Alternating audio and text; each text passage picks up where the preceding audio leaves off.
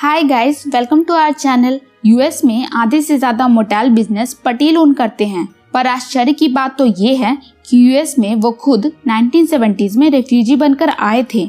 उनके पास न तो कैपिटल थी और ना ही प्रॉपर एजुकेशन। तो इन 40-50 सालों में ऐसा क्या हो गया कि अब पटेल ग्रुप 40 बिलियन से ज्यादा एसेट ओन करता है मोटेल बिजनेस में और हर साल 700 मिलियन से ज्यादा टैक्स पे करता है। कैसे पटेल रेफ्यूजी यूएस में आकर वहां के मोटेल बिजनेस के किंग बन गए, ये चमत्कार आखिर हुआ कैसे? अब बात करते हैं पटेल मोटेल बिजनेस की। सबसे पहले तो ये क्लियर कर देती हूँ कि मोटेल क्या होता है। जो होटल्स हाईवे या मेन रोड के किनारे होते हैं ताकि लोग वहाँ पर ट्रैवलिंग के दौरान स्टे कर सके, उसे कहते हैं मोटेल। पटेल ने जो बिजनेस स्ट्रेटेजीज अपनाई थी उसे कहते हैं धंधो। हम जनरली ये सुना करते हैं कि अगर आपको बड़ा बिजनेस खड़ा करना है तो आपको बड़े रिस्क लेने ही पड़ेंगे, पर धंधो स्ट्रेटेजी कहती है कि ये जरूरी नहीं है। आपको लो रिस्क में भी हाई रिटर्न्स मिल सकते हैं। मिडाइवल पीरियड में पटेल्स को पटीदार के नाम से भी जाना जाता था, जिन्हें रूलर से अपॉइंट किया करते थे। उन्हें रिस्पॉन्सिबिलिटी दी जाती थी लैंड टैक्स वसूल करने की, सिक्योरिटी देने की और फार्मिंग करने की। पटेल्स की फैमिली यूजुअली बड़ी होती थी और समय बीतने के साथ साथ उनके जमीन के टुकड़े होते गए, क्योंकि सारे बेटों ने बंटवारा कर लिया। और तब छोटी सी जमीन पर खेती करना भी टफ हो गया था, क्योंकि जिंदगी गुजारने लायक भी आमदनी नहीं हो पा रही थी। वो लोग युगांडा चले गए। वहाँ उन्होंने अच्छा खासा बिजनेस एक्सपेंड कर लिया था। वो पूरी युगांडा की इकोनॉमी पर रूल करने लगे। पर 1972 में युगांडा के डिक्टेटर ने कहा अफ्रीका सिर्फ अफ्रीकन के लिए है और नॉन अफ्रीकन को इसे छोड़कर जाना पड़ेगा। 1972 के एंड तक लगभग 70,000 गुजराती से उनका एसेट छीन लिया गया। उन्हें कंट्री से बाहर निकाल दिया गया, जो कि अलग अलग कंट्रीज में जाकर बस गए। उनमें से कुछ लोग यूएस भी गए। वहां पहुंचे सारे पटेल ने एक ही धंधा स्टार्ट किया, मोटेल बिजनेस का। अब सवाल उठता है कि उन्होंने इसी को क्यों चुना। इसके पीछे ना बहुत सारे रीजंस थे। फर्स्ट रीजन, उस टाइम पर उन्हें मोटेल्स बहुत सस्ते दामों पर मिल रहे थे। क्योंकि उनके पास बहुत कम पैसे थे और एक बहुत बड़ी फैमिली थी, उनके पास डबल अपॉर्चुनिटी थी। वो वहाँ पर रह भी सकते थे, जिससे उनका रेंट बचता और साथ ही बिजनेस भी कर सकते थे। सेकंड रीजन, मोटेल उन्हें सस्ते में इसलिए मिल रहे थे क्योंकि वो मंदी का दौर था, जिसमें तेल के प्राइसेस बहुत ज्यादा हाई थे। इसलिए लोगों ने घूमना फिरना कम कर दिया था।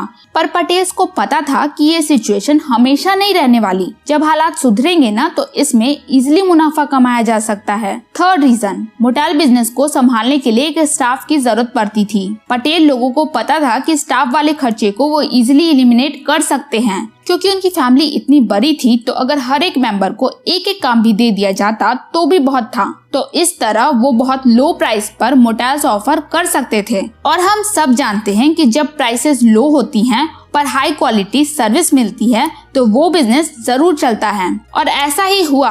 कुछ दिन बाद जब हालात सुधरे तो ऐसा एक भी दिन नहीं था जब उनके मोटेल्स में फुल ऑक्यूपेंसी नहीं रहती थी। उनके कॉम्पिटिटर्स की हालत दिन प्रतिदिन खराब होने लगी। अपने ही फैमिली मेंबर्स को स्टाफ बनाने के कारण पटेल्स की ऑपरेटिंग कॉस्ट बहुत लो हो गई थी और इस वजह से वो बहुत कम दामों पे मोटेल्स ऑफर कर दिया करते थे। पर फिर भी उन्हें अच्छा खासा प्रॉफिट हो जाता था। पर बाकी के कॉम्पिटिटर्स ऐसा नहीं कर पा रहे थे और धीरे धीरे वो इस मोटेल बिजनेस से ही आउट हो गए। आप ये कह सकते हैं कि पटेल तो लकी थे, उन्हें राइट टाइम पर राइट अपॉर्चुनिटी मिल गई। फिर हम इस धंधो स्ट्रेटेजी पे बिलीव कैसे करें? मैं आपको कुछ और एग्जांपल्स देती हूँ जिससे आपको इस धंधो स्ट्रेटेजी पर विश्वास हो जाएगा। अब बात करते हैं मनीलाल धंधो के बारे में। मनीलाल अपने 4 भाइयों और 2 बहनों के साथ गुजरात में रहते थे। 1970 में उनका एक भाई यूएस चला गया। कुछ समय बाद उनके भाई ने उन्हें भी यूएस बुला लिया। वो अपनी वाइफ और बच्चों के साथ यूएस पहुँचे। मनीलाल ने इंडिया में अकाउंटेंट के तौर पर काम किया था, पर यूएस पहुंचने के बाद उनके पास ना तो पैसे थे और ना ही जॉब। उन्होंने जॉब ढूंढना तो स्टार्ट किया, पर उनकी टूटी फूटी इंग्लिश और यूएस में कोई जॉब एक्सपीरियंस ना होने की वजह से उन्हें जॉब पाने में परेशानी हो रही थी। उन्होंने काफी जॉब्स ट्राई किए, जिनको उन्होंने मिनिमम वेजेस पे किया। धीरे धीरे उनकी मेहनत रंग लाने लगी। उन्हें एक गैस स्टेशन में मैनेजर बना दिया गया। उनके बाकी भाई और बहन भी उनकी काम में मदद करने लगे। वो काफी सिंपल लाइफ जीते थे और ज्यादा से ज्यादा पैसे बचाते थे। 1998 में उन्होंने डिसाइड किया कि वो एक छोटा सा बिजनेस खरीदेंगे। उस टाइम मोटेल्स के प्राइसेस बहुत हाई चल रहे थे। उन्होंने जल्दबाजी नहीं की और पेशेंस रखा। 2001 में 9/11 के अटैक के कारण मोटेल्स के प्राइसेस काफी लो हो गए। उन्होंने ये मौका नहीं गवाया और 4.5 मिलियन में एक मोटेल खरीद लिया और 4 साल बाद इस मोटेल का मार्केट वैल्यू 9 मिलियन हो गया, यानी कि डबल हो गया। उन्होंने उन 4 सालों में भी पटेल मोटेल बिजनेस का फंडा लगाकर काफी प्रॉफिट कमाया। अब इस कहानी में तो आपको कोई भी लक फैक्टर देखने को नहीं मिल रहा है। धंधो स्ट्रैटेजी ने मनीलाल के लिए भी वर्क किया, यानी कि ये हर किसी के लिए वर्क करेगा। यहाँ पर पेशेंस रखकर सही टाइम पे इन्वेस्ट किया गया है, जो कि हर बिजनेस में जरूरी है, टाइमिंग। चलिए अब धंधो फ्रेमवर्क के प्रिंसिपल्स को भी स्टडी कर लेते हैं। फर्स्ट प्रिंसिपल कहता है focus on buying an existing business. जब पटेल ने एंटरप्रेन्योर बनने का सोचा तो उन्होंने कोई ब्रांड न्यू बिजनेस स्टार्ट करने की प्लानिंग नहीं की, बल्कि पहले से एग्जिस्टिंग बिजनेस में ही हाथ डाला, क्योंकि ये कोई स्टार्टअप करने के मुकाबले कम रिस्की था। सेकंड प्रिंसिपल कहता है bye simple business in industries with an ultra slow rate of change. Warren Buffett ने कहा था ये जो चेंज है ना, वो इन्वेस्टमेंट का दुश्मन है। अगर आप पैसा गंवाना नहीं चाहते तो चेंज को अवॉइड कीजिए। हमें ऐसे ग्लोबल प्रोडक्ट को देखना चाहिए जो हर किसी की जरूरत हो, जैसे पटेल और मनीलाल ने सोचा। जब तक इंसान ट्रैवल करेंगे उन्हें जरूरत होगी ऐसे जगह की जहां वो आराम कर सकें, सो सकें और रिफ्रेश हो सकें। ये एक एवरलास्टिंग बिजनेस है। थर्ड प्रिंसिपल कहता है buy distress business in distress industry. Patel और मनीलाल दोनों ने ऐसे टाइम पे मोटेल बिजनेस खरीदा जब उस इंडस्ट्री की हालत बहुत खराब थी। इसी कारण दोनों को अच्छे डील्स मिल गए। वॉरेन बफेट ने कहा था be fearful when others are greedy, be greedy when others are fearful. Fourth principle कहता है buy business with a durable competitive advantage. आपको पता है एक कंपनी कैसे अपना ड्यूरेबल कॉम्पिटिटिव एडवांटेज अचीव करती है? ये 5 फैक्टर्स पे डिपेंड करता है। First, branding. जितना ज्यादा आपका ब्रांड स्ट्रॉन्ग रहेगा उतना ही कस्टमर्स आपके प्रोडक्ट को खरीदेंगे। ये ब्रांडिंग आपको अलाउ करती है कि आप चाहें तो अपने अकॉर्डिंग प्रोडक्ट की प्राइसिंग सेट कर सकते हैं और इस तरह प्रॉफिट मार्जिन इंक्रीज करेगा आपका। Strong distribution network of the business, ताकि आप लार्ज नंबर ऑफ कस्टमर्स तक पहुंच सकें, जिससे आपकी सेल्स बढ़े। थर्ड, इंटेलेक्चुअल प्रॉपर्टी, मतलब कॉपीराइट, पेटेंट और ट्रेडमार्क होना चाहिए आपके बिजनेस में। Fourth, location. Fifth, switching cost. इसका मतलब है कि कितना डिफिकल्ट है कस्टमर के लिए ये तय करना कि वो सेम प्रोडक्ट को कंपनी ए से खरीदे या कंपनी बी से। फिफ्थ प्रिंसिपल कहता है bet heavily when the odds are overwhelming in your favour. Patel के केस में जब उन्होंने मोटेल्स खरीदा था तब रिसेशन चल रहा था, जिसके कारण सारे मोटेल्स बैंक के पास गिरवी थे जिन्हें बैंक्स बेच रही थी। उसमें पटेल के पास ये एडवांटेज था कि 80 से 90% पैसा बैंक खुद ही फाइनेंस कर रही थी। उन्हें बहुत कम प्राइस पे करना था, इसलिए उन्होंने पूरे पैसे लगा दिए। ये कुछ इस तरह का टॉस था, अगर आप जीत जाते हो तो कम से कम 20 गुना पैसा बना लोगे और अगर आप हार भी जाते हो तो नुकसान नहीं होगा, क्योंकि 90% पैसा तो बैंक ही फाइनेंस कर रही थी। पटेल के पास था ही क्या जो बैंक उनसे छीन लेती। सिक्स्थ प्रिंसिपल कहता है it's better to be a copycat than an innovator.